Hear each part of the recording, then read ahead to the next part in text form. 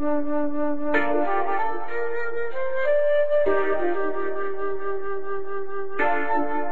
مرد، میخوام یه حقیقت تلخو بهت بگم. خوب گوش کن. یه نفر خوابش میاد و واسه خواب جا نداره. یه نفر یه لقمه نون برای فردا نداره. یه نفر میشینه اسکناساشو میشماره، میخواد امتحان کنه که داره یا نداره. یه نفر از بس بزرگ خونشون گم میشه توش. اون یکی اتاقشون واسه همه جا نداره.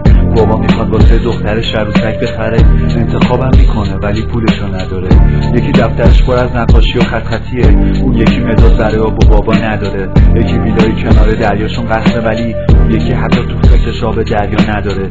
یکی بعد مدرسه توپ چفتیکه میخواد، مامانش میگه اینا گرونه اینجا نداره. یه نفر تولدش مهمونی همه میان، یکی هم تقویم واسه خط زدن روزا نداره. یکی هفته یه روز پزشکشون میاد خونش، یه جا دیگه یکی داره میمیره خرج مداوا نداره. بعد الفاظ دنیایی واسه خودش داره، یه چیزایی توش داره که توی دنیا نداره.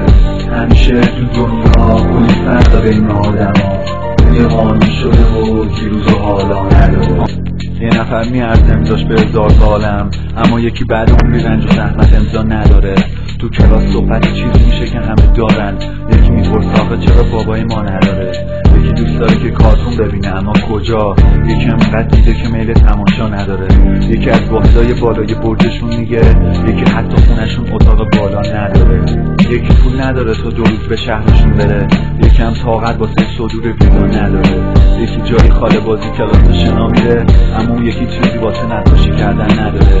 یکی فکر آخرین رژیمای غذاییه، یکی از بس که شب و روز نخورده نان نداره. یکی از بس شامل گرمه میفته از نفس، یکی هم برای گرمای دستاش پا نداره. دخترک میگه خدا چرا ما، مامانش میگه عوضش دخترکم اون خونه لیلا نداره. یه نفر تمام روزاش پر رنج و سختیه، هیچ روزیش فرقی با روزای مبادا نداره. یکی آزمایش نوشتن واسش اما نمیره، میگه نزدیکی ما آزمایشگاه نداره. بچه که تو چرا قرمز و میپوشه گلو، مگه درس و مشق و شور و شوق و رویا نداره.